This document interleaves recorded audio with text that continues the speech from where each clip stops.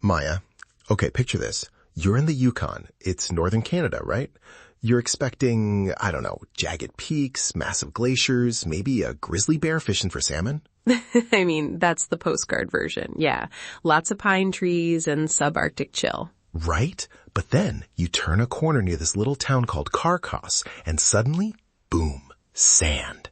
Like massive rolling sand dunes stretching out as far as, well, not as far as the eye can see, but far enough to make you think you took a very wrong turn at the North Pole. Wait, what? Sand dunes in the Yukon? Like a literal desert? That is exactly what people call it, the Carcross Desert. It's often tagged as the world's smallest desert. It's only about 1 square mile. It's basically a sandbox for giants dropped into the middle of a forest. 1 square mile? That's tiny. But wait, Leo, the Yukon is famous for being, well, not dry. How do you even have a desert there? Okay, so here's the mind-blown moment. Technically, it's not a desert. Wait, really? Yeah. I mean, everyone calls it that, but scientists are like, actually, excuse me, it's actually too humid to be a true desert. It's really just a series of northern sand dunes. It's like the desert's cousin who moved north and started wearing flannel. Okay, so it's a faker desert. But where did all that sand come from? It didn't just appear out of nowhere, right? No.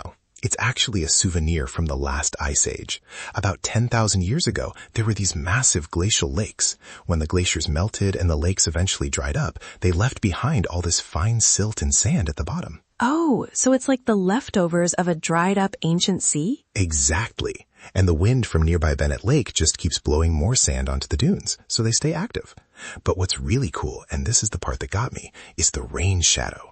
The surrounding mountains basically block all the heavy rain, so this one specific spot stays much drier than everything around it. It's like nature put a little umbrella over this 1 square mile. That is fascinating. It's like a little microclimate bubble.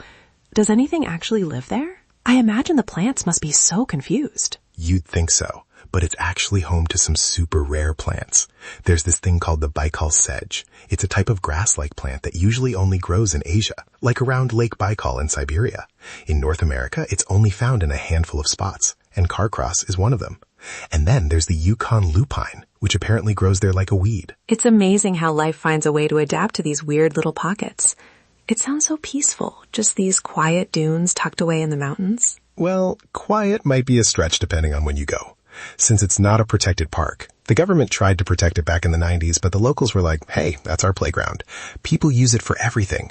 People go sandboarding down the dunes in the summer. Sandboarding? In the Yukon? Seriously. And hiking and even skydiving. There's a drop zone right there.